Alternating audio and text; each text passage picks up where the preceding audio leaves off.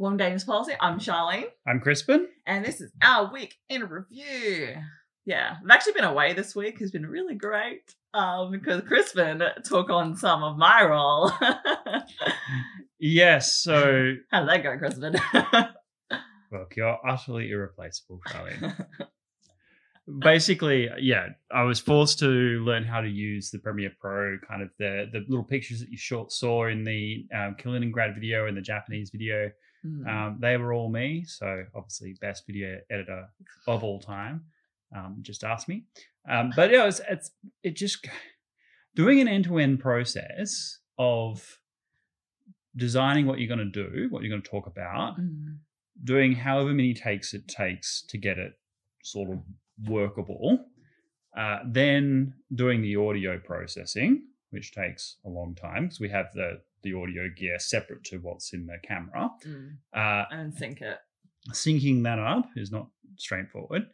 And then, yeah, the actual doing all the edits on the video to make it acceptable, and then put it into the format for YouTube, and then create a thumbnail for YouTube and the description and all of the the bits tags, and pieces, all the tags. And then sharing it and promoting it. It's a like, we wouldn't swap it for the world, but I just don't understand people who do it on their own. Like I could do, if I was doing nothing else, and I mean nothing else, like not reading emails, not meeting up with anybody, not doing anything at all. If I just did this, I could probably make 2 videos in a day. If I just from morning to night, like doing that and uploaded it, that would be possible. Yeah. But that would be all I did. I'd be snacking on the side of my plate. So yeah, it's a ton that goes into it, and I'm amazed at some of the production quality you see. I mean, obviously those people that have millions of subscribers and so on, they have entire production teams, but it's incredible. It's a really, I mean, it's a fun exercise, but it's also it's eye opening as well. It was just when I think about innocent Crispin, when we first kind of just said, oh yeah, I'll just plug in this microphone and have a little camera going and away we go. It's been an extraordinary awakening from that delusion. And I think it's been really good for my side, actually, is like letting you do it to see what I see, because yeah, like the ums and the ahs, and I'm like, I normally just be patient and cut them all out, but you're like, oh no, I'll just refilm it. It's too much work. Well, I also think it improves your camera presence. Like if all you do is rely on someone to cut out all the fillers after you've finished, not only is it a little bit disjointed for the people who are watching it because they see all the jump cuts, but also you don't improve your own presence. If you have that instant feedback of like, no, you have to do it again, yeah, well then over time you become more aware of the various fillers that you use in your conversation, and it also, I think, makes you more powerful and persuasive a speaker just in your everyday conversation. It becomes a force of habit. If you spend enough time in front of the camera, it will infect your other conversations as well, and will make you a bit more concise and articulate in the way that you present yourself. So it has been a useful skill, but motivated by the fact primarily that I don't want to do the edits. Yep. The sharp-eyed among you may have also noticed that I have been drinking a Red Bull. There is a perennial error that I make in life. So I have been trying to cut back on caffeine pretty dramatically. I've given up coffee for the time being. It's probably for the last couple of months now, switching over to tea. And so I haven't really been having much caffeine at all. Right now I'm having this sugar-free Red Bull. The sugar-free ones are way better, by the way. Like, I always find that, and like, this is not an advertisement, but the sugar, you get this kind of plasticky feeling all over your gums and teeth and all that. This has the same quality taste by far, without any of the sense that you're drinking some kind of syrupy foulness. So if you don't like the aftertaste of Red Bull, this is a really good substitute. Just saying. But the reason I am drinking it is because I have a constant error in my life, which Charlene can Legit though, yeah. So he messages me and it's like, oh, like, can we start later today? Because I locked myself out of my apartment again. I do that. I lock myself out of the studio. I lock myself out of the apartment. You have something with keys, like, honestly, like, you need one of those. I've got one of them. Like, they're trackers. I know where it is.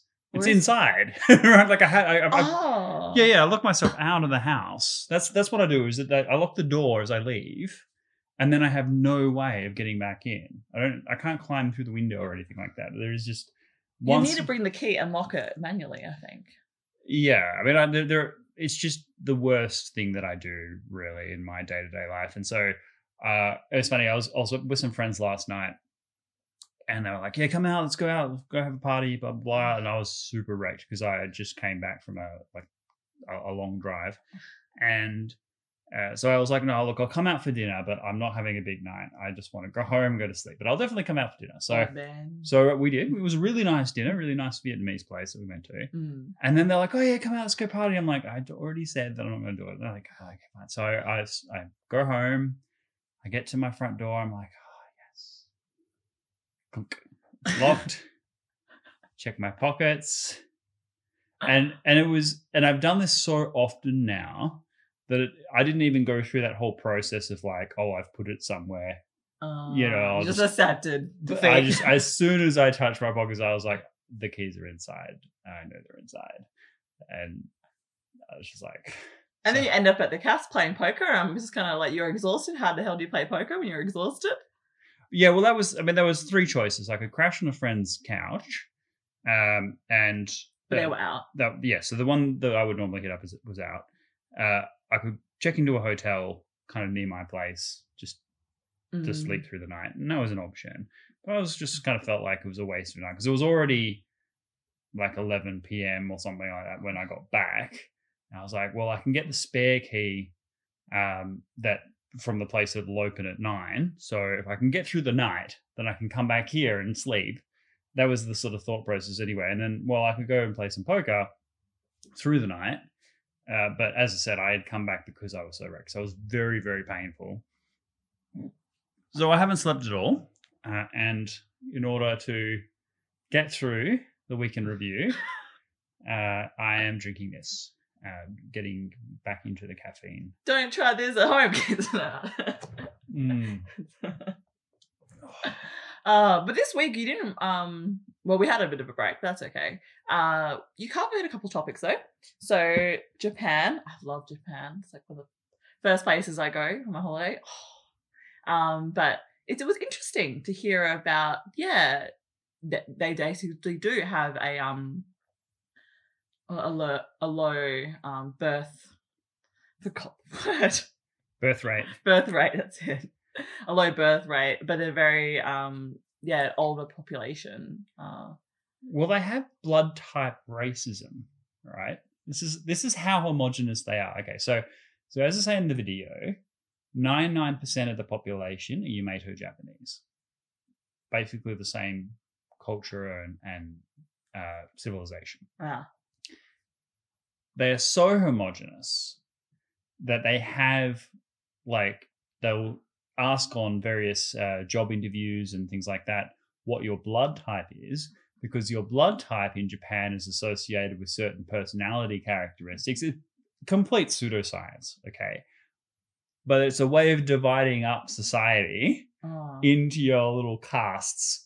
And I am delighted and ashamed at the same time to say that my blood type is the worst blood type you can have in Japanese society, right?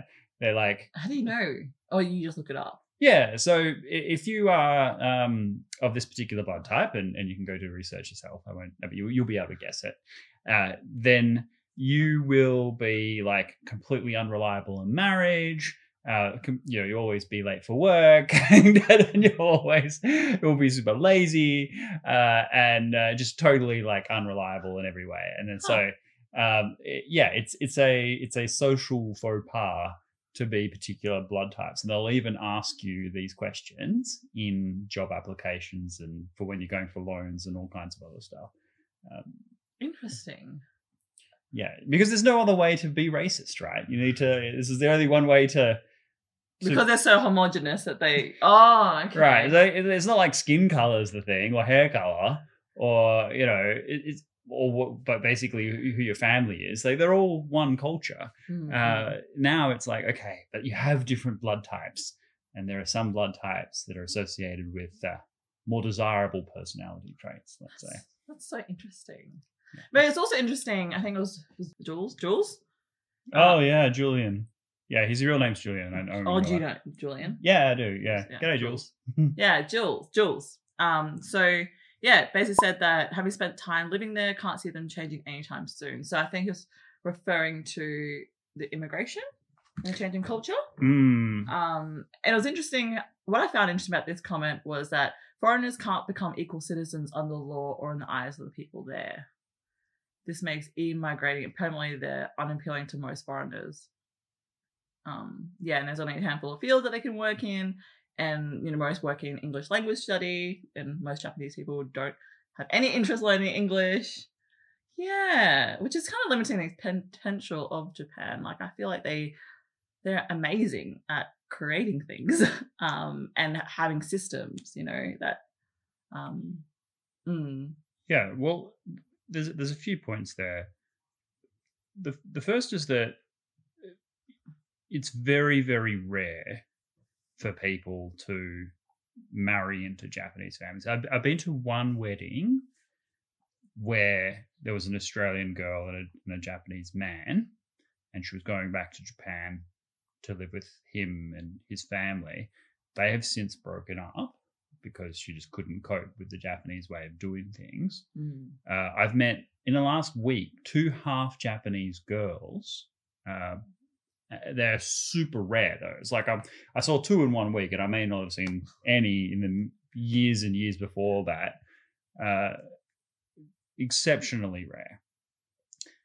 And thus, a strong sense of preserving one's kind of culture and identity that is worn on the sleeve of the Japanese people. And some of the things that people find really weird about Japan, like some of the exceptional animes and things like that, they defiantly kind of cling to as uniquely Japanese. And you see that also in their wartime traditions as well.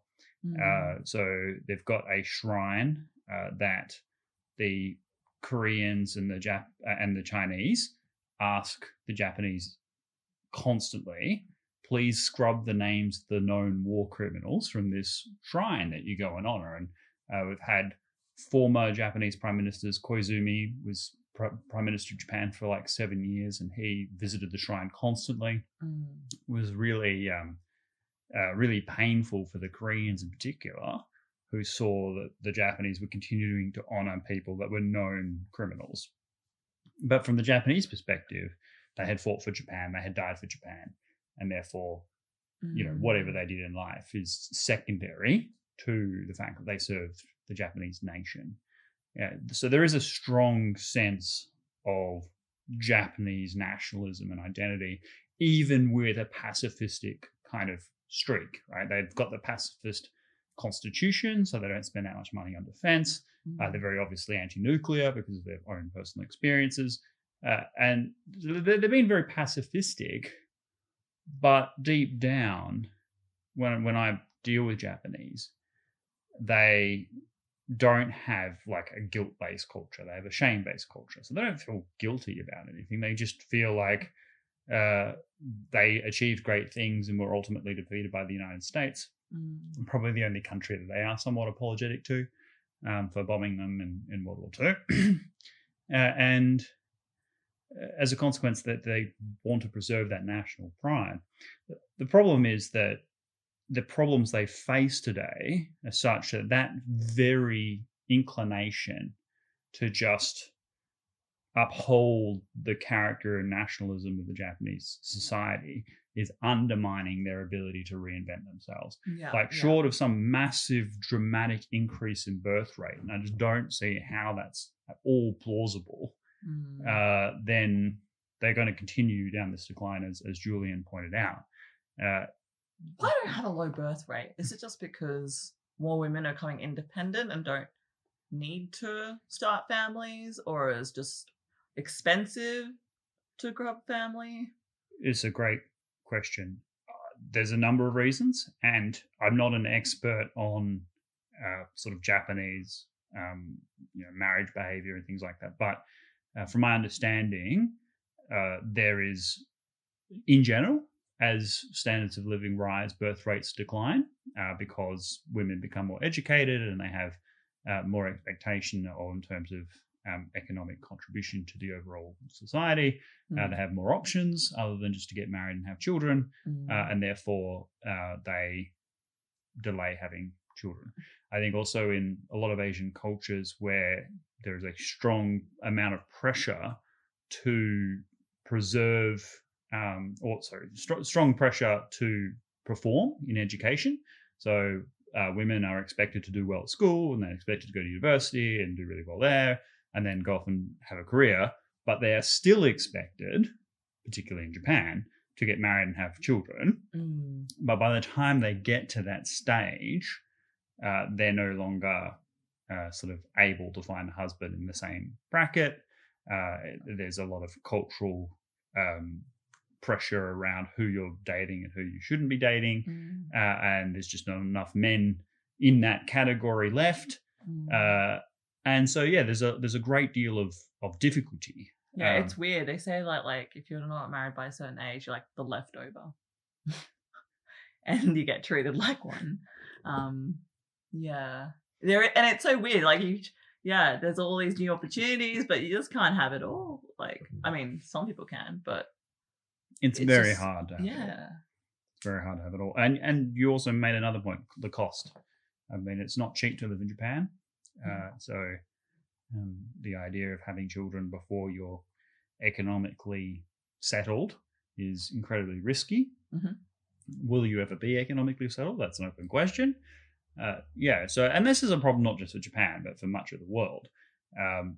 But for the rest of the world, it's usually mitigated by the fact that there is an immigration program and people are moving to the country. So if you're a wealthy country, you will have a much lower birth rate. Yeah. But by being a rich country, you're also an attractive country for people to move to. So you often do attract immigrants who are highly skilled, young, able to produce families and grow your population. Like Australia has a much higher birth rate than Japan, but still below replacement. If it wasn't for immigration, we wouldn't have a growing population the way that we do.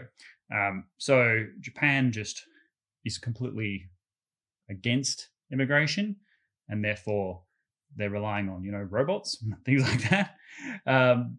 It could be like a robotic country. Well, that was the other thing. Like Japan was so far ahead in the tech sphere. Like you could just rattle off all the Japanese companies, Toyota, Nissan, et cetera, Whereas now you can rattle off brands in Korea, brands in Taiwan, brands in China, and Southeast Asia, like even Malaysia, with Proton and all that sort of stuff. You've got high technology emerging across the Asian region with lower labor costs and various other things. So even Japan's industries are being undermined through widespread competition. And thus, it's not clear that, robots are going to save them. But again, there is one sliver of optimism, and this is what I said in the video as well, that Japan, uniquely among the Asian cultures, does have a streak of recognizing when things are going wrong and are able to radically change direction. If you think about how dramatic the change was in the 1800s between the samurais and the shogunates and the ninjas going to colonial empire, right? From running around with katanas to modern warfare, like that happened in an extraordinarily short period of time where they just jettisoned all of that stuff. Got all the right people in to train them how to do everything, started up all the mass manufacturing, got rid of all these, handicrafts and whatever, and they went into, automation and piston engines and all of that sort of stuff. And then after World War II, when they were absolutely decimated, they didn't try and reconstitute their colonial past, remilitarize the country, which is what a lot of the surrounding countries, including Australia, were worried about. They went in a completely different direction. They're like, no, what we're going to do as we're going to become the high-tech masters of the world. And they did that extraordinarily successfully. So Japan has an ability to reinvent itself in a way that other societies just don't have that ability. Like China, it took them 100 years to realize that they were no match for the West, right? And that they had to start copying some of those Western systems, such as market economics, if they were going to ever rebuild their strength. Well, Japan just has that ability to do that. At the moment, they seem to be disappointing on that score, but if anyone can do it, it's the Japanese. Yeah, there's definitely hope out there. They can, I can see that they'll open to the world. There's no other option. I don't. Well, the other option is just national seppuku, right? Like they can choose to go into decline. Someone today, obviously these straight line extrapolations across this period of time is meaningless, but someone worked out that at the current rate, in something like 1,400 years or something, 1,400 years, there'd be one Japanese person left at the current rate of decline. Oh my God. Now, obviously, that is not going to be the case. Yes. But it does give a sense of the problem, the scale of the problem, how rapidly this population can decline. One thing that... Meanwhile, Chinese people go up and up. Yeah, there's one advantage, which is that because they're so homogenous, there's not that much emigration either. If you compare it to Lithuania, for example, which also has an aging population, and until like last year, they were having a significant population decline. And one of the reasons for that, main reason for that, was immigration. People were moving from Lithuania to Western Europe. Yeah.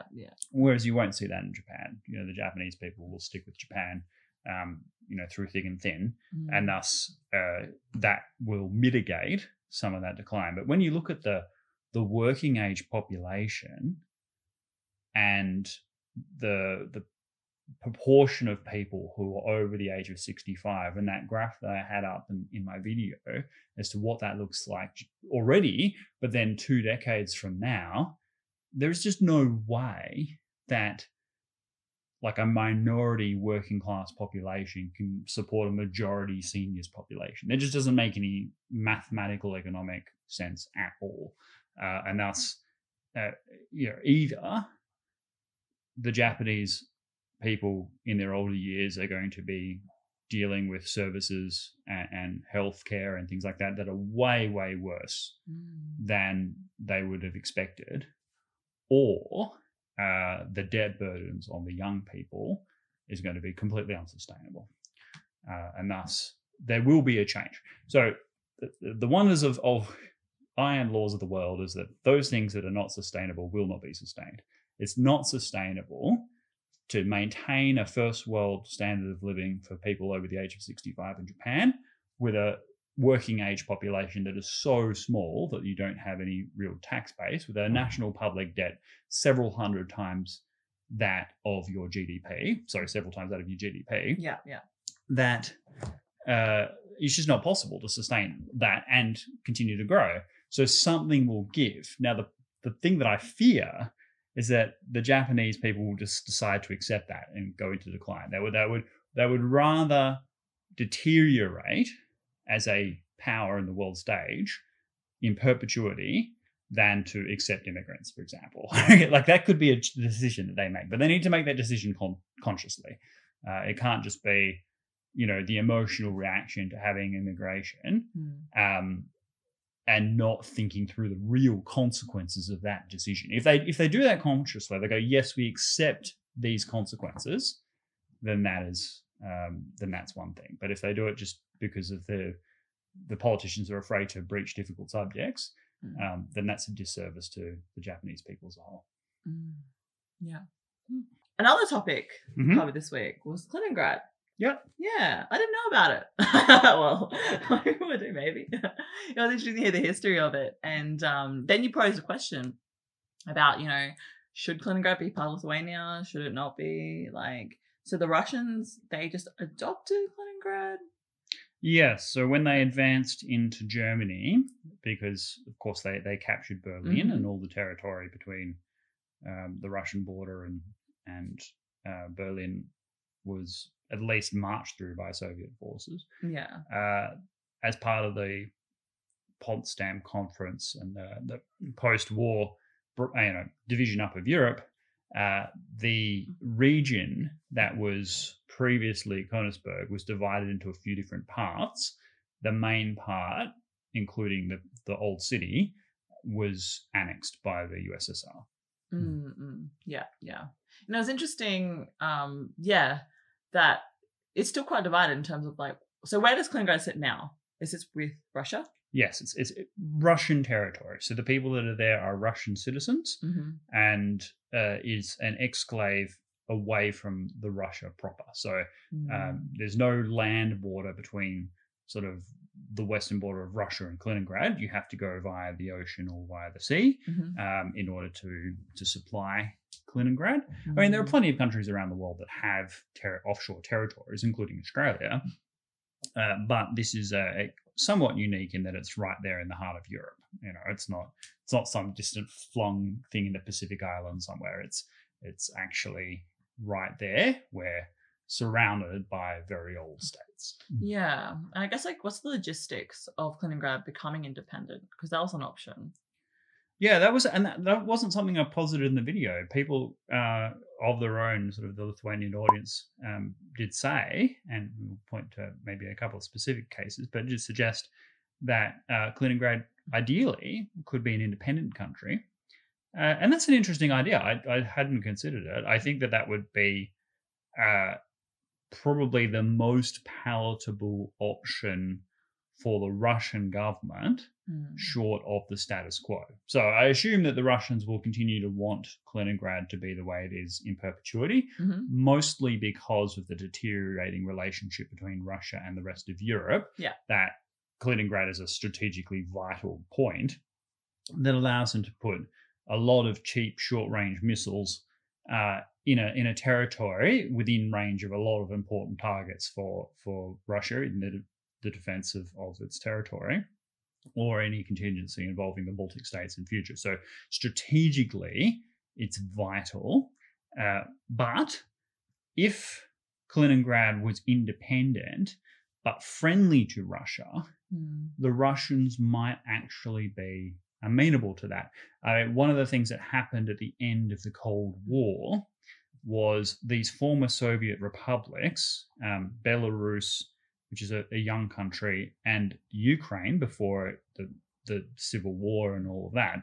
But initially, Ukraine and Belarus were both very pro-Russia, and the Russian government insisted that they inherit the seats on the UN Council. So during the Cold War, even though these were puppet states of the Soviet Union, they had their own seats in the General Assembly of the United Nations, and Stalin insisted upon that initially because he was afraid of being outvoted by the Western allies in matters of international importance.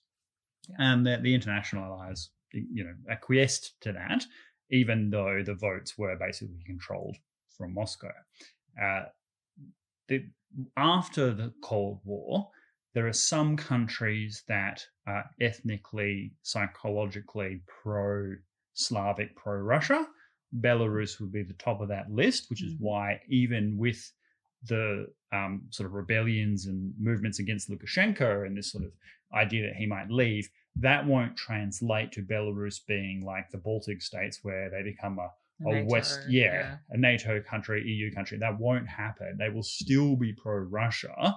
They're just anti-Lukashenko. Well, I think a Kaliningrad that was independent would still be primarily Russian speakers. A lot of people thinking they were Russians at heart, and they would still be pro-Moscow, but they would be handling their own affairs, and they would have their own seat in the United Nations because they would be recognized as in sovereign power by other states. And that would potentially even enhance Russia's influence in Europe in a way, because it would have an ally, if you like, rather than just a territory.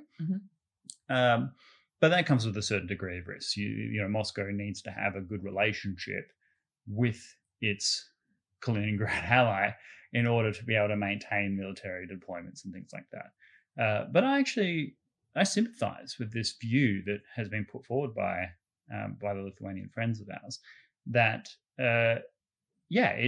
it would make sense for everybody, including Russia, but also for Europe, for Kaliningrad to move towards a position of independence, but not necessarily anti-Russia or pro-EU or anything like that. I think that's not on the cards. And if any move happened in that regard, then Russia would resist independence at all costs.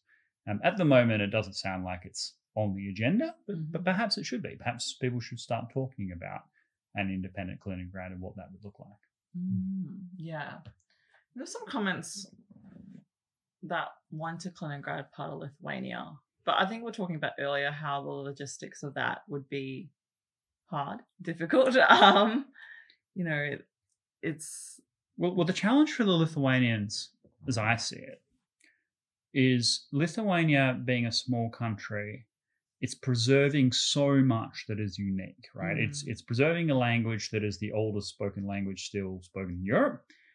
It is preserving a culture that is the custodians of a specific religion, the descendants of the Lithuanian side of the Polish-Lithuanian Commonwealth, all these Lithuanian traditions, myths, and legends, all these things that were suppressed or attempted to be suppressed during the years of Soviet occupation. So they have something precious that they need to protect. If they incorporate hundreds of thousands of new Russian speakers into their national politic, then that sense of preserving what is Lithuanian may be diluted to a huge degree. Now, I stress may, because you will also recall from one of my other videos when I'm talking about the population decline is Lithuania's biggest challenge, although thankfully stabilized in the last year. One of the things that's happening is they are getting immigrants from Belarus and Ukraine and other places anyway. So it's not like, it's just the native Lithuanian speakers, the descendants of the Yadi tribes and things like that. These are, a cosmopolitan group of people that comprise Lithuanians, but also others. And that, perhaps like if you incorporated Kaliningrad, then you would have a massive boost to your population and you would have a lot of opportunities from an underdeveloped part of the Western frontier. You would certainly also have the benefit of no longer being on the borders of Russia, and potentially would allow maybe an improving and thawing relation between Lithuania and Russia over time if the minority, the large Russian-speaking minority, were happy and were, considered to be a full part of this Lithuanian country.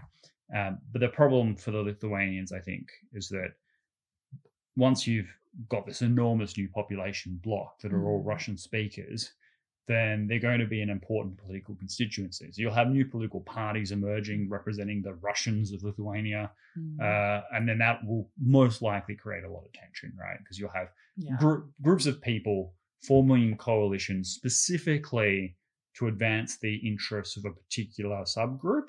And I think particularly in proportional systems of governance, we have a lot of parties and a lot of coalition governments that could really undermine the stability of the Lithuanian state without any prejudice on the part of the Lithuanian people. Just the fact that you would have these parties emerging with these specific interest groups that could really make it difficult to advance Lithuania as a whole. So it would make it less able to be governed, aside from all of the sensitivities as well. And also just Lithuania is not ready yet for that kind of incorporation of Russians, because, and when I say ready yet, I don't mean they're underdeveloped. I mean that Russia hasn't done enough to improve relations with Lithuania such that the Lithuanians would be comfortable having hundreds of thousands of new Russian speakers as Lithuanian citizens. Yeah. This is might be a stupid question, but when we say like improve relations, I think we touched on it. But improve relations, how? Is it more so leaders? Is it more so trust in the trade between Russia and Lithuania? War? I think, no, it's not like it is far from a stupid question. That's the first thing. It's probably the most important question. How? How do you improve relations between Lithuania and Russia? And it has to be said that a lot of this has to happen on the Russian side Russia has been doing a lot of things recently that have been disconcerting. Okay, so not even talking about Ukraine or Belarus, but also Navalny, the opposition leader in Russia, who was poisoned with Novichok in Germany. Yeah. Well, poisoned in Russia, but then shipped to Germany. You've got. Is he okay? I think he's okay. Yeah, so he seems to be okay. Then there is the increasing like military actions that are or exercises that are happening that include scenarios with tactical nuclear weapons, which could only be used in battlefield scenarios, very likely to involve the Baltic states is the kind of message they're sending. This sense that Russia is willing to support Belarus militarily to support Lukashenko and things like that. There's all of this stuff that makes it very hard to have an open dialogue. So it's one thing to say the Lithuanians should move towards a world in which they're no longer defined by the occupation. And I do think that's important. And as I said in a previous video, if you ask an Irish person what it means to be Irish, you don't have oppression from the English mentioned at all. They'll talk about all these things that are quintessentially Irish, their literature, poetry, music, drinking, all this sort of stuff. Whereas the Lithuanians will define themselves in my conversations quite often in relation to Russia. And that is understandable. They weren't just persecuted, they were occupied for decades and decades. But there are also things that are special and unique about Lithuania that should be celebrated and preserved and championed. And if you asked a Lithuanian, what does it mean to be Lithuanian? And if they said things like, custodians of the oldest spoken language in Europe, custodians of the traditions of a pagan faith that was outlasted every other faith in Europe, like these things that you could just talk about, the cuisine, all of this stuff. It would make a big difference. It would also make a big difference to just Lithuanian pride, which I think they richly deserve. And it would also make them be able to talk to the Russians with a degree of like distance as well, like emotional distance. But having said that, there doesn't seem to be much on the Russian side for them to connect with, right? It's not like the Russians are putting out the olive branches and the feelers to say, look, we want to have a good relationship. We're going to be here in perpetuity. We're always going to be neighbors. But I think in part, there's a problem with like the Russians not knowing the history either. Like, so for example, Russians are, most people are patriotic, but Russians are spectacularly patriotic, right? And they have reason for that. They did defeat fascism, and that's a big deal, right? They lost enormously in World War II, an unfathomable amount of people they sacrificed to save us from Nazism, right? They have amazing musicians and architects and performers and contributions to science and technology. All of this stuff that Russia has made a contribution to the world, right? Dostoevsky, Pushkin, all of these people. But they don't. There's a sense in Russia that you can only talk positively about everything about Russia. And it's hard for them to confront those things that they could be better at. I'll give you one example. Russians, the number one cause of death for male Russians is drinking, right? The average lifespan for a Russian male is something like 52, something like, it's just mind-boggling. They're drinking themselves to death, right? Now, if you bring that up in any conversation anywhere in Russia, you will get a very cold response, right? And it's not like, it doesn't matter how you bring it up, how positively or how well-meaning, because you want them to be better and healthier. Is it counterproductive, or is it again? Well, it's a matter. It's a pride. It's a pride thing. It's hard to criticize Russians out of love, because they will take it as a personal attack. And as such, when you say, look, can you see how you're perceived by the Lithuanians, for example, when you do these things. Yeah. The response will be, oh, but NATO is building all these military in our borders and we have to defend ourselves and, they're all constant threat to us. And you could even make a case for some of that, right? Like Russia did suffer 3 major invasions through that exact area. But we're not talking about the grand strategic landscape here. It's not between Russia and the United States. We're talking about Russia and Lithuania, Russia and Estonia and Latvia. The things that, how you're perceived by these countries, right? And what you are doing to contribute to the problem. And from Lithuania's side, they just don't have a strong interlocutor.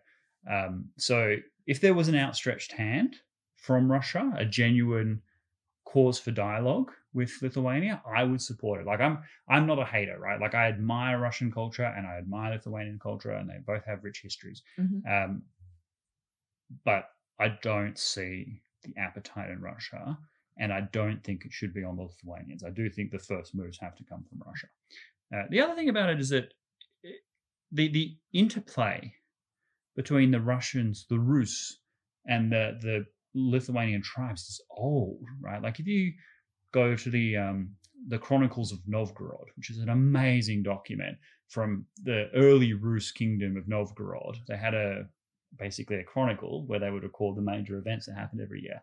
So much of that mentioned the Lithuanian pagans. So they've had this long interplay between these two things. And so there are actually areas of connection and similarity that they could draw on if they only cared enough to look for those things. So the Russians, they just don't think about the issue enough, basically. I'd like Russians to think that, yes, you could actually do things to improve relations with the Baltic states in a genuine way that doesn't compromise what it means to be Russian or anything like that. Just recognize those things that could be improved. Yeah. Okay. That's what I think about. Okay, let's just change tune a bit. I don't know. It's been a busy week for you, actually, Crispin. In your personal life, and I don't know. What have you learned? What should we tell our viewers? In my personal life? What do you mean? So, there's this girl. It's always a woman. And you've learned a few things about jumping to dating again, right? Right. Okay, guys. Yeah, so, well, it does throw up a really interesting question. It challenges stoicism. That did, for about half a day. It did. Genuinely did. But, no, it actually throws up a question about dating rules, right? So, like, for our Baltic friends in Lithuania and places like that, I find that there are very rigid rules that you follow. It's actually quite nice. You follow a script, you follow the script, and then you both understand the expectations, and therefore you know whether or not everyone knows what they're supposed to do. So so all that's left is whether you like the person or not, right? Like, and you actually get the opportunity without being confused about mixed messages or anything like that, whether you actually want to pursue a relationship. So there was this girl that I met at the night of the US presidential election. We went over to a friend's house. For a count party. I was so amazed. I didn't know in 2020 I'd ever go to a count party in an election I'm not voting for. Yeah, and we actually planned to do the podcast there. But we did not do it there because it was a small apartment packed full of people. And we came back and we did the podcast here. So there's a previous episode where we were doing kind of a post-election analysis. And but we were at the party and I met this girl who was very interesting. And but because Charlene and I had to leave early to do the podcast, I had a wonderful conversation with her, but then we started following up via the interwebs and social media, and then we sort of went on dates and had a romance. But and I thought that it was all progressing in a very uncomplicated way, and that it was likely to end up in us being kind of officially boyfriend, girlfriend. Yeah, yeah. It was heading that way. Yeah, I thought so. But I wasn't sure whether or not my friend whose party it was liked this girl or not, right? Because she seemed like his type, right? So I went to our mutual friend's Bucks party, who's getting married. Fantastic Bucks party, by the way. So we had it was a really nerdy thing on one level, right? So he was dressed up as a knight in shining armor, and his brother, he has an identical twin brother who was dressed up as a wizard, and he guided him through, and he's like, all right, your people have turned against you and stolen all of your lands. You must complete all these quests in order to like win back your lands and so on. Anyway, then the stripper ran up and said, yes, they've all been bewitched. I alone have stayed faithful. And it was such a great story. Anyway, so it was it was extremely fun. And there was all these different challenges that were they were all medieval style, so the tugs of war and like, arm wrestles and all that sort of stuff. And then so I was like, I pulled this friend aside and I'm like, question,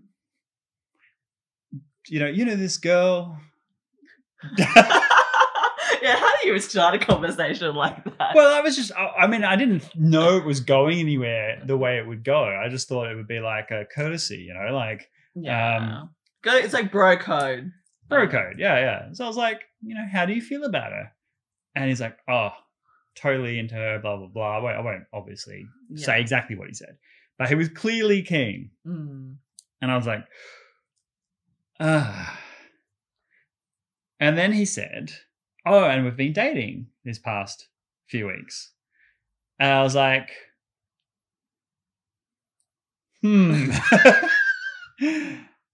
dude. So he was dating her. You were dating her.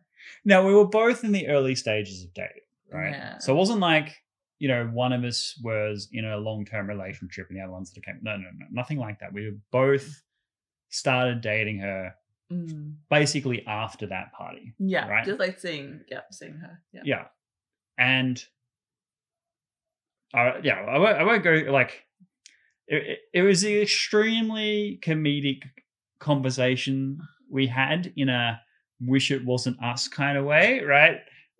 But for everybody else there, it was pretty amazingly funny, right? And we had conversation, obviously, with this girl. And to her great credit, she was enormously remorseful for having dated two friends and not really realizing that we were friends, even though it was patently obvious that was the most likely. Anyway, I'm convinced that she genuinely made that error and not sounds like a movie, done honestly. deliberately. Yes, it does sound like a movie. Or like TV show. A really bad sitcom episode. But it does throw up this question, right?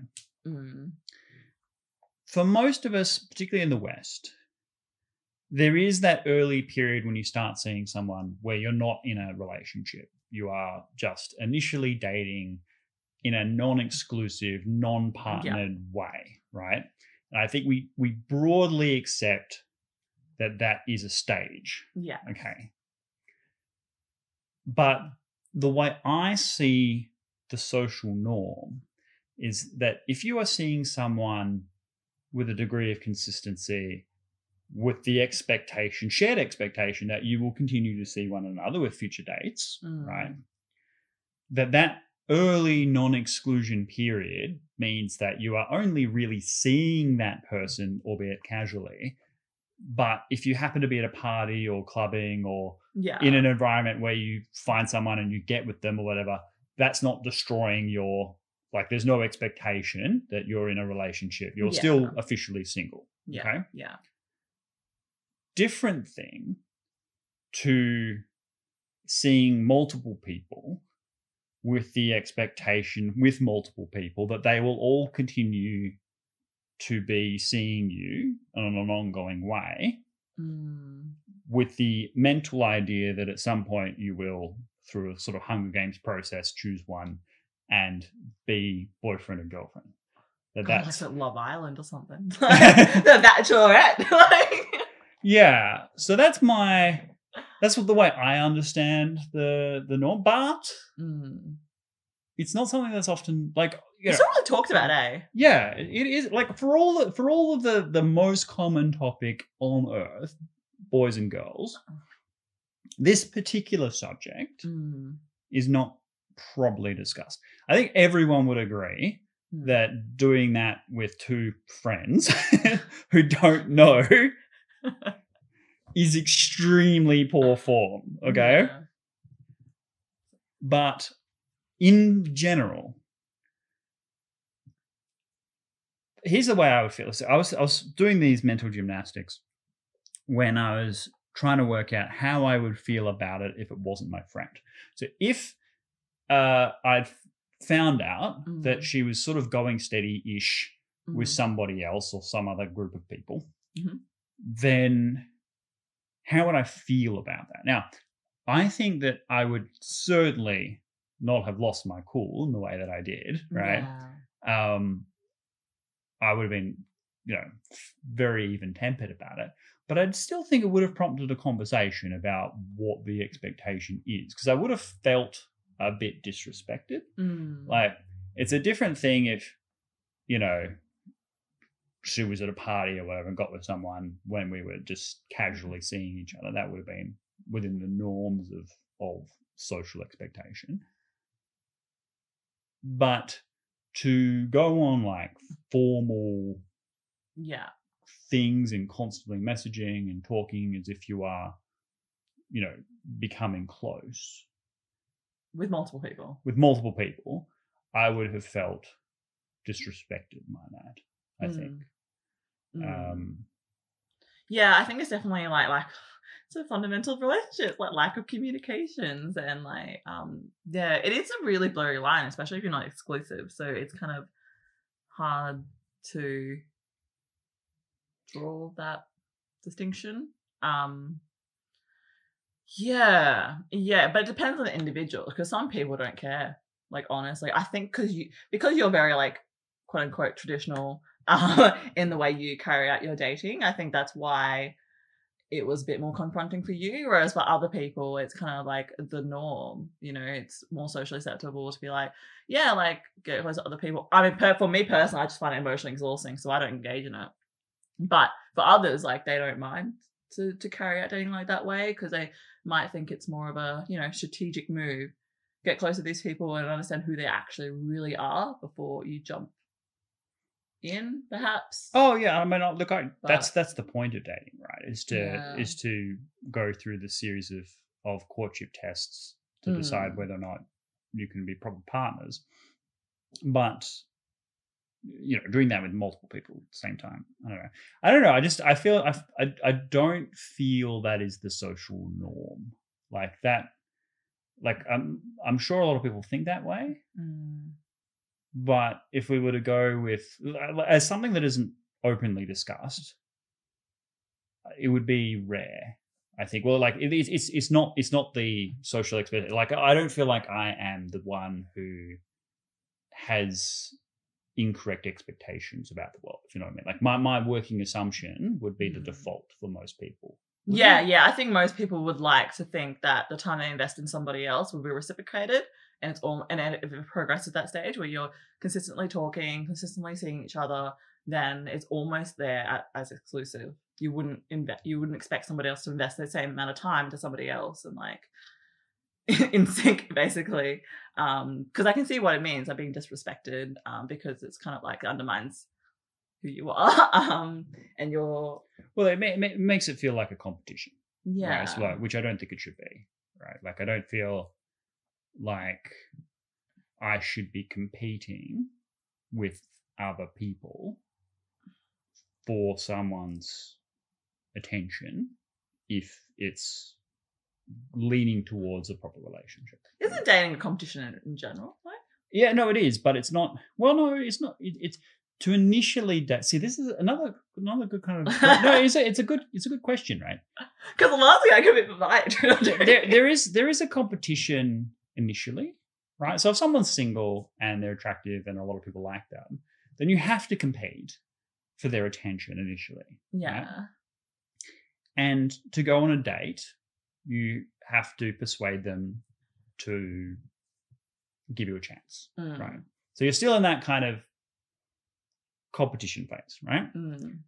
But if you've reached a point where you've had successful time together and you're in constant discussion, then you're no longer in a competition phase. You're in a more of a inductive, understanding, infatuation kind of phase. And therefore, it feels shameful to a degree to still be feeling like you have to compete. And if you decide, if one person or the other decides that, oh, yeah, we've gone on some dates and I don't think this will go anywhere, or I'm not that interested or whatever, then you stop seeing each other. And that's perfectly fine. That's within the space of normal kind of respect. I don't know. It's just a really interesting thing. Now, I want to stress, I don't think this girl is anywhere near as bad as this video might make her out to sound. I think she genuinely is a good person and made a terrible error. But it did throw up some thinking about, are my expectations wrong? Is my ethics around this misguided? And I'm not sure. I think they're just different. They're not wrong or right. They're just different. Like, I think your threshold of dating is different to what her threshold of dating was. Yeah.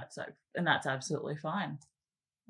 It just sucks because it's between two friends, you know, and I think friendship is more precious than dating. Like, I'll be honest, like, you know, well, for me, relationships always come and go. Like, I mean, obviously when you find the one, it's perfect. But, you know, early on when you're trying to figure out who you are and stuff, you know, relationships come and go. But when you have friends, like genuine friends that care about you, always going to be there for you. Like, that is so much more precious. Oh, look, you definitely, you can never exchange something you have for something you hope to have, right? Like, you can't exchange a friendship that has been built up over time, and, you know, in this case, it's part of a circle of friends, you know, that has a certain dynamic that you can kind of trust and rely on by virtue of someone that you've recently met, because you have an image in your mind of where this could go.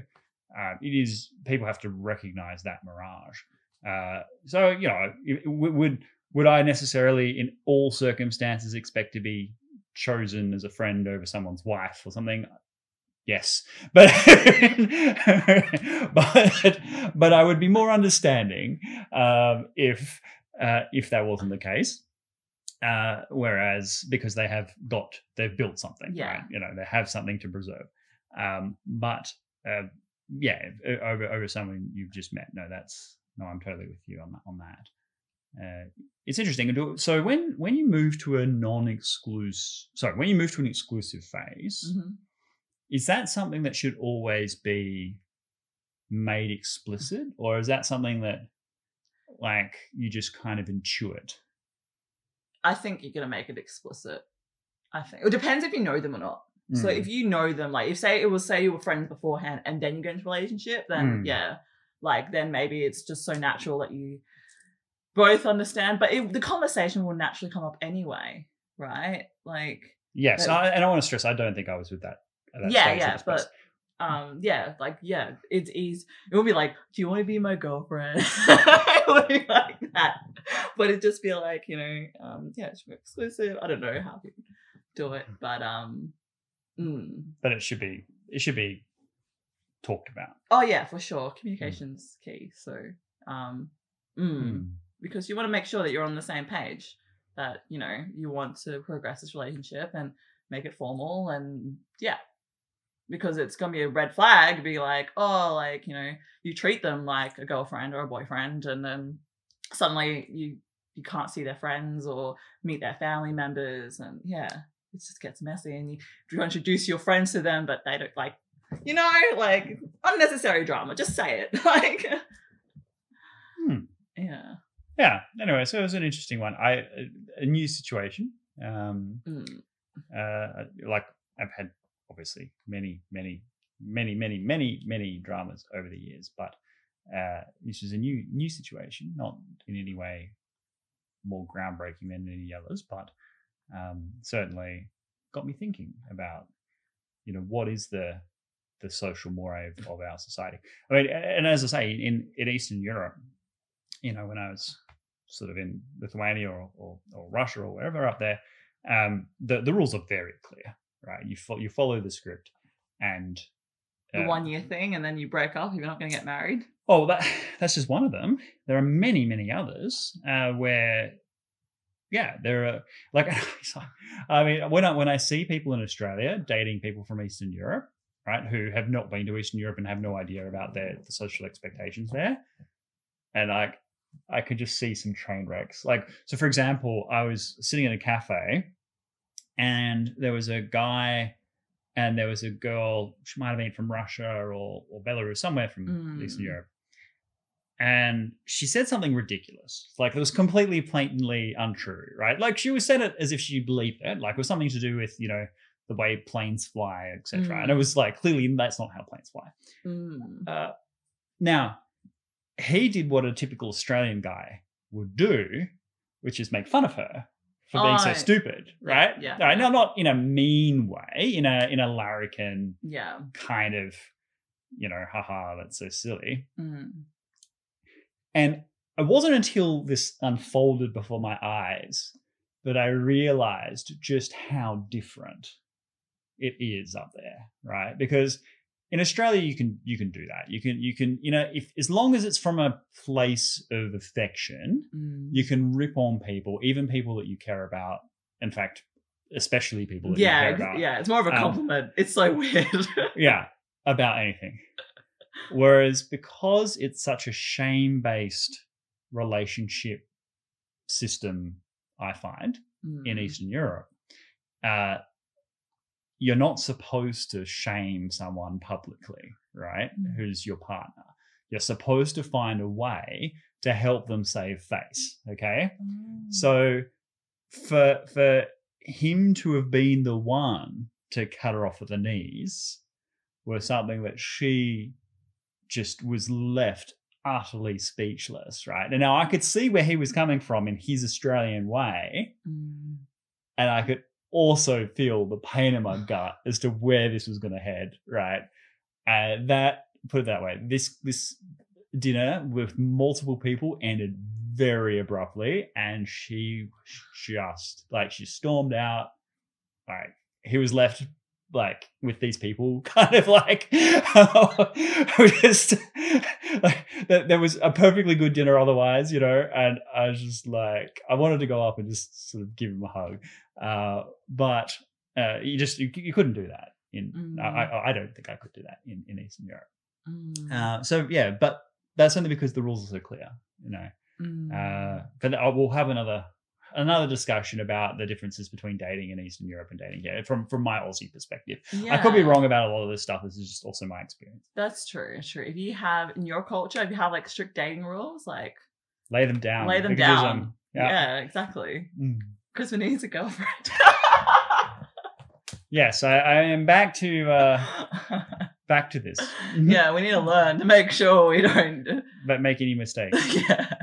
All right, that's all the time we have for this week. Any questions, any feedback, please leave them down below.